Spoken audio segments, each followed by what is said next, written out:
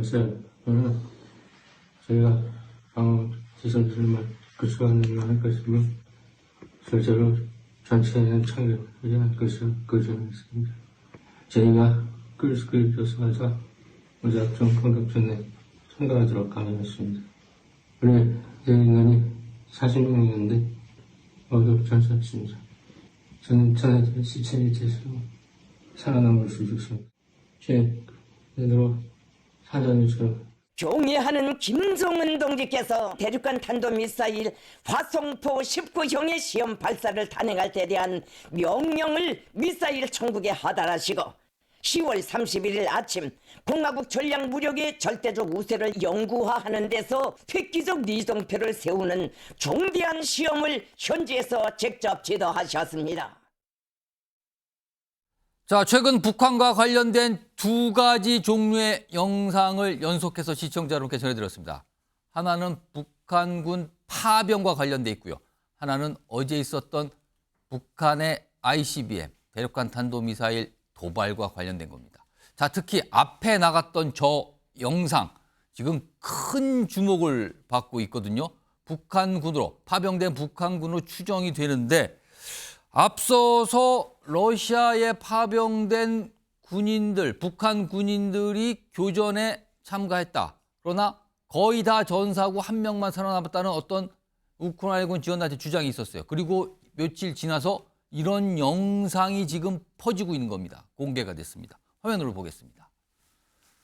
자, 여기 보면 일단 붕대, 얼굴에 붕대를 감고 있는 저 북한군 추정이 얼굴을 보면은 분명히 북한 주민처럼 보기도 합니다. 그리고 말을 북한 말투로 합니다. 근데 이런 내용이죠, 핵심은. 부대 인원 40명이었는데 모두 전사했다. 본인은 전우들 시신 밑에 숨어서 살아남았다. 그러면서 그 당시의 상황, 끔찍했던 상황에서 구체적으로 설명을 합니다. 그리고 앞서서요, 우크라이나 지원 NGO 리투나 소재입니다. 이런 주장을 했죠. 지난달 25일 쿠르스크에서 우크라이나 부대, 북한군 첫 접촉이 있었다. 이건 교전을 뜻하는 거예요.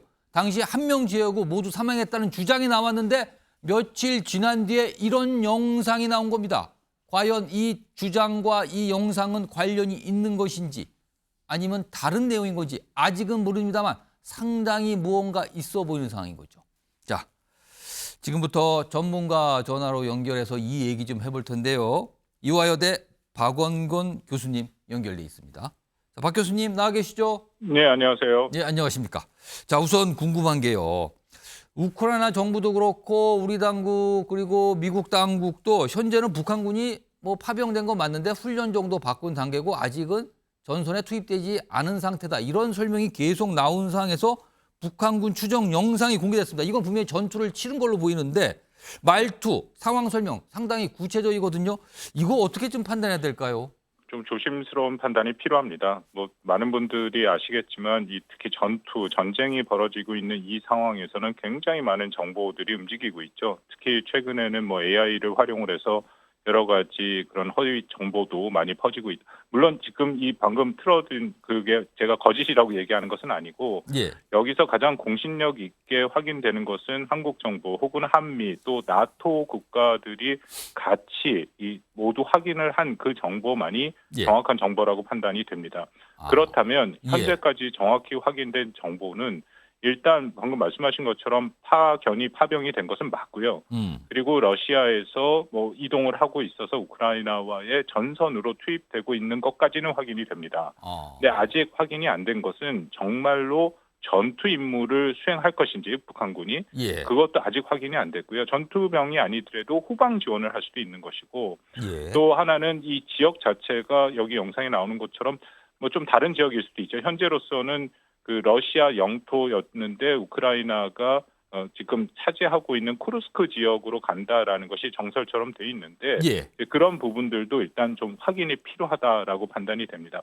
이 지역이 중요하다고 말씀드린 게 지난 6월 달에 러시아와 북한이 조약을 맺으면서 일종의 동맹 조약이 다시 부활한 거죠. 핵심 내용을 보면은 상대국이 무력 침공을 받았을 때 자신들이 군사적으로 뭐 파병을 비롯해서 여러 가지 조치를 취한다고 했기 때문에 쿠르스크는 일단 러시아 영토는 맞거든요. 그렇다면 북한군이 간다면 뭐 러시아가 이것은 자신들이 침공을 받은 지역이라서 북한군이 거기에 파병이 되는 것은 정당하다.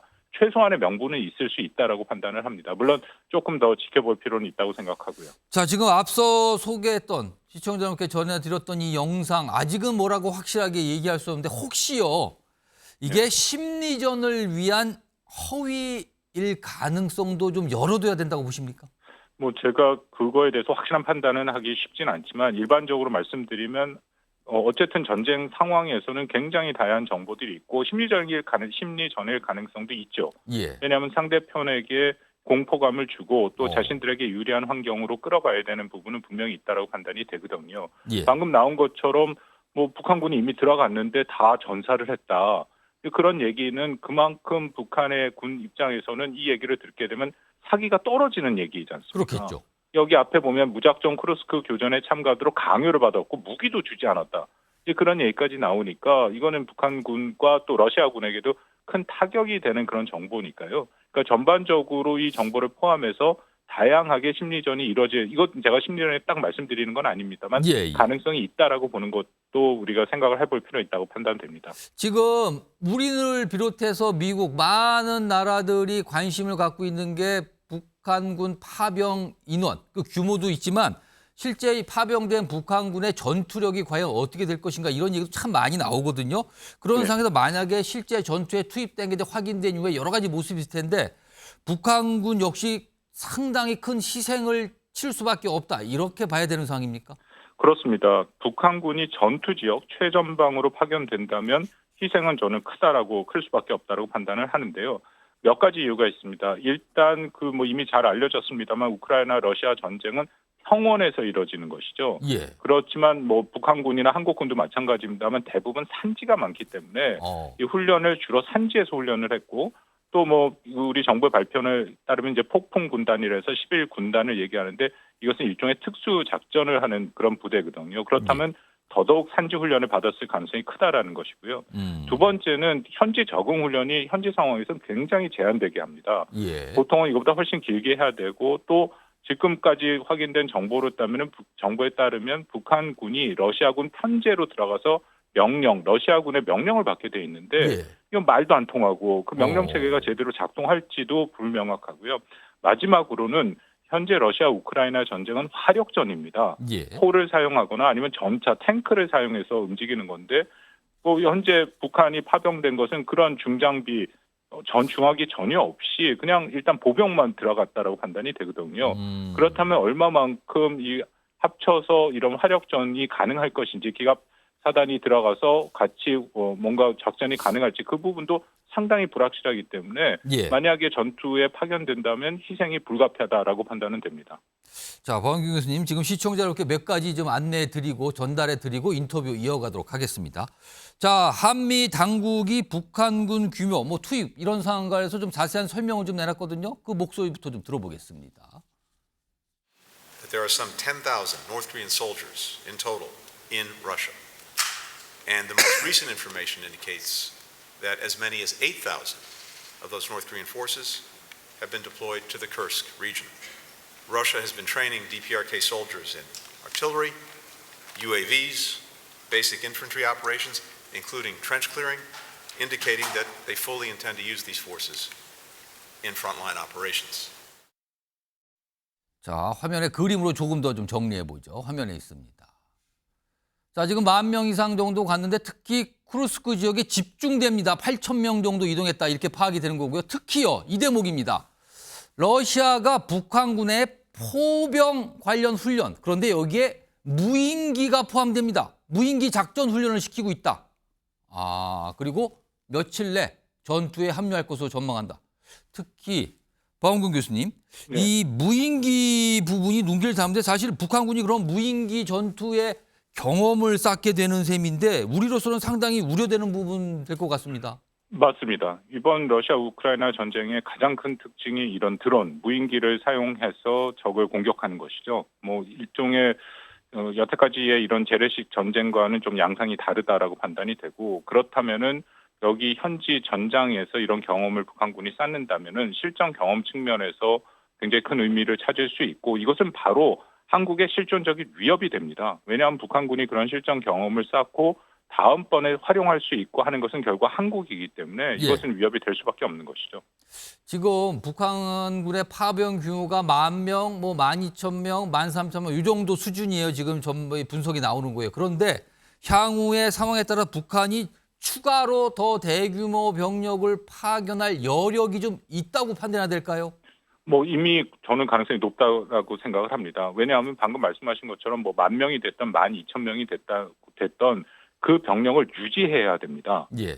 왜냐하면 군대 전투를 치르다 보면 희생이 나올 수밖에 없고 그러면은 편제가 유지가 안 되거든요. 예. 그래서 아마 러시아와 뭐 10,000명이 됐던 12,000명이 됐다 하면은 희생이 나올수록 그 추가 병력을 파견을 해서 그 편제를 채워야 되는 거니까 이게 연인원 단위로 갈 수도 있거든요. 예. 그렇다면 앞으로 계속해서 파병될 가능성이 높다라고 보는 것이 맞겠죠.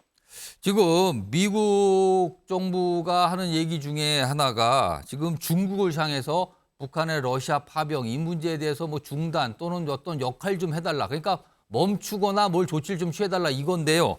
중국이 과연 나설까요? 중국이 나설 가능성이 높지는 않다고 생각을 합니다. 왜냐하면 중국은 이 러시아 우크라이나 전쟁에서 끊임없이 자신들이 비당사자, 비개입자다라는 그런 일종의 중립적인 입장을 계속 표명을 하죠. 물론 뭐 중립은 아닙니다. 러시아의 뒤를 봐주고 있고 오히려 러시아의 경제, 전쟁을 수행할 수 있는 지속 능력을 중국이 제공하고 있는 것은 맞죠. 무기를 안 준다. 그리고 직접 참전을 안 한다. 그 정도 의미라고 판단이 됩니다. 또 하나는 북중 관계의 특수성이 있기 때문에 우리가 생각하는 것처럼 그 북한이 중국의 말을 듣지 않습니다. 뭐 이미 언론에도 많이 나왔습니다만 최근 북중 관계가 중국 관계가 안 좋거든요. 예. 올해가 75주년인데 이렇게 되면은 뭐 시진핑과 김정은 간의 정상회담의 가능성은 이미 지나가 버린 거라고 볼 수 있고 예. 그러니까 이런 상황에서 만약 중국이 북한의 파병이나의 문제 제기를 한다면 이것은 중국 관계가 더 안 좋아질 수밖에 없습니다. 예. 그렇기 때문에 중국이 그런 선택할 가능성은 저는 커 보이지는 않습니다.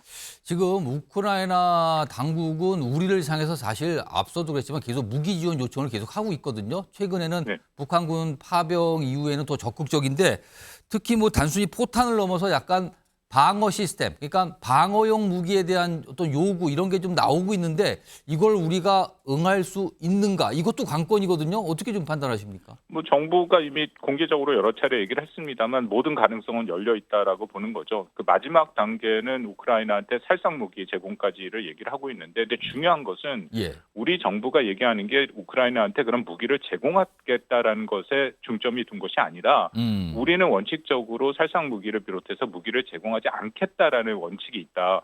그렇지만 예. 러시아와 북한의 협력, 특히 러시아가 북한의 무기 체계나 핵심 뭐 핵과 미사일과 관련된 그런 기술을 이전한다면 한국은 모든 선택지를 열고 볼 수밖에 없다 하고 얘기를 하고 있는 거죠. 예. 그러니까 이 메시지는 정확하게 러시아한테 보내는 것이고 러시아가 그런 선택을 하지 말도록 억제하는 데 일단 중점을 두고 있다 보시면 될 것 같습니다. 자, 이런 상황에서요. 뭐 앞서 방송 시작하자마자 북한 쪽에서 북한 매체가 뭔가 어제 있었던 대륙간 탄도미사일 ICBM 발사에 대한 얘기를 설명 하나 나오는데 일단 화면 좀 보겠습니다. 이게 우리로서는 또 걱정 대상인데 북한이 스스로 이렇게 밝혔어요. 화성포 19형 시험 발사에 성공했다. 그리고 화성포 18형, 우리는 뭐 화성 18, 화성 19 뭐 이런 표현인데 화성포라는 표현을 쓰는데요. 화성포 18형과 함께 운용하게 될 것. 그리고 이게 최종 완결판 ICBM이라고 북한 스스로 규정을 했습니다. 자, 그렇다면요. 북한이 어제 쏘아올린 뭐 북한 표현은 화성포 19형입니다. 대대적으로 지금 알리고 있는데 이전에 발사한 ICBM과는 무엇이 다르길래 이렇게 이른바 선전을 하고 있는 겁니까? 화성포 19형이라는 것은 상당한 의미를 갖고 있기 때문에 그렇습니다. 왜냐하면 작년 12월에 화성 18형이라고 부르는 것을 쏘고 거의 뭐 1년 만에 쏘는데요. 이거는 그 대륙간 탄도 미사일 중에서도 아주 핵심적인 그런 기능을 갖고 있다라고 알려지고 있습니다. 뭐냐면 예. 일단 그 다탄, 두탄, 하나의 탄두만 있는 것이 아니라 탄두 여러 개를 넣을 수 있는 것이고요. 또 하나는 이게 액체 연료가 아니라 고체 연료 기반이라고 하는 겁니다. 고체 연료일 경우에는 그만큼 빨리 신속 발사를 할 수 있는 특징이 있습니다. 그래서 미국을 비롯해서 이런 핵 강국들은 예. 이런 형식의 대륙간 탄도 미사일을 최종적으로 갖고 있거든요. 예. 물론 뭐 북한이 이 모든 기술을 다 완성했는지는 저희가 좀 더 확인이 필요하긴 합니다만 북한이 현재 보여준 것은 방금 말씀드린 다탄도 고체 기반의 그런 대륙간 탄도미사일의 최종 그런 형태인 것은 맞다라고 판단이 됩니다. 그래서 최종 완결판이다 이런 식으로 지금 선전을 하고 있는 상황인데 자 이런 가운데 좀 속보가 들어왔습니다. 확인 좀 해보겠습니다. 자 러시아 당국의 설명인데요. 러시아 외무 그리고 북한 최선희 외무상 아닙니까? 오늘 모스크바에서 회담이라는 속보가 들어왔습니다. 회담을 했다는 거예요. 우리로서는 지금 이것도 걱정되는 건데 러시아 외교당국과 북한의 최선희 지금 러시아로 가서 만나서 회담을 했다. 과연 여기서 무엇을 얘기했을까? 지금 예상되는 바는 이른바 러시아의 군사기술, 즉 ICBM 또는 핵과 관련 기술 이전 이런 얘기를 하고 있는 거 아니냐는 얘기. 또 여기에 아울러서 김정은의 방러에 대한 얘기하는 거 아닌가 이런 얘기인데 박원근 교수님. 예. 이번에 ICBM 발사에 혹시 러시아 기술이 더해졌다고 좀 의심을 해도 되는 상황일까요? 그 부분은 좀 기술적인 판단이 필요합니다. 아까 말씀드린 것처럼 기본적으로 이거는 작년 12월에 썼던 화성 18형을 개량한 것으로 보이거든요. 예. 그러니까 화성 18형 자체는 러시아 기술이 딱히 보이지는 않습니다. 그런데 뭐 이것은 조금 더 정보당국이 확인을 해야 되는 것이고 중요한 것은 정말로 러시아 기술이 일부라도 들어갔다 하는 것은 이게 우리 정부가 말하는 이른바 금지선을 넘게 됩니다.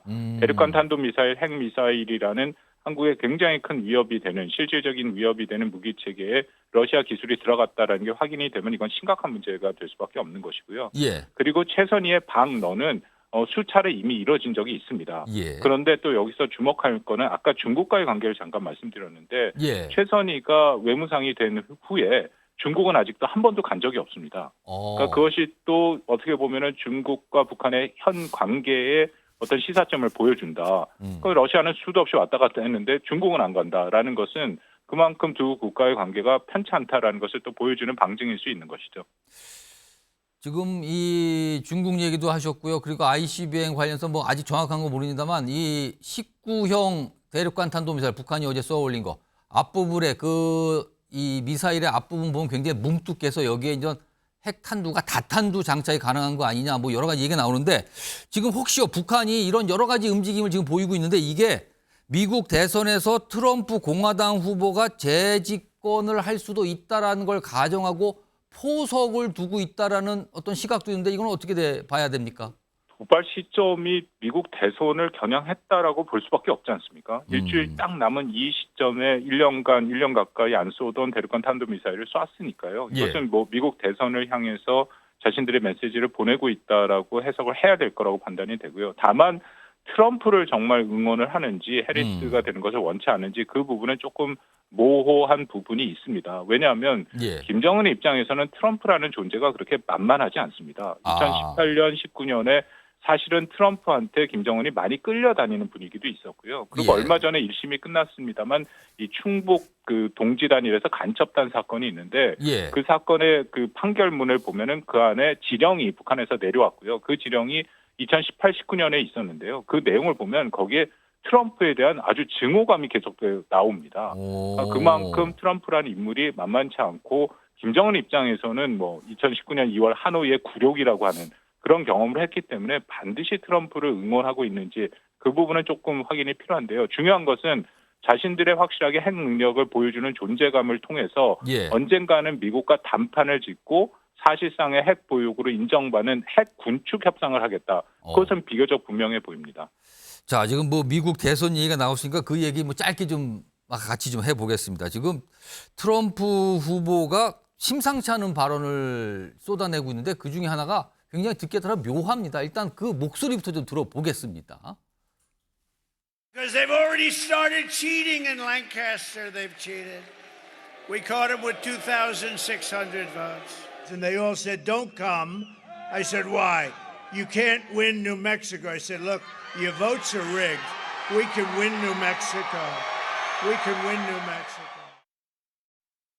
박원경 교수님, 좀 트럼프 후보 얘기 들어보면 벌써부터 약간 부정선거를 미리 외치는 것 같은데 대선 이후에 본인이 졌을 경우에 대비해서 약간 불복 이런 걸 준비하고 있다고 봐야 될까요? 이걸 어떻게 이해해야 됩니까? 뭐 그런 면도 없지 않다고 생각을 합니다만 현재로서는 자신들의 지지자를 규합하기 위한 것이라고 판단이 됩니다. 굉장히 초접전인 것은 이미 확인이 되고 있고 특히 부동층이 뭐 2% 미만밖에 안 남았기 때문에 여기서는 얼마만큼 집토끼, 자신들을 지지하는 사람들을 진짜로 투표를 할 수 있게 만드느냐가 선거 결과의 아주 핵심이라고 생각되거든요. 그렇다면 이런 식의 발언을 통하면 하게 되면은 트럼프의 지지자 입장에서는 이거 잘못하면 또 부정선거가 될 수 있겠네 해서 자신들의 지지자들을 투표장으로 이끄는 그런 발언이라고 판단이 됩니다. 약간 공포 마케팅일까요? 약간 이런 느낌이 좀 드네요. 그러면요. 알겠습니다. 오늘 말씀 여기까지 듣도록 하죠. 지금까지 이화여대 박원근 교수님이었습니다. 고맙습니다. 예, 감사합니다.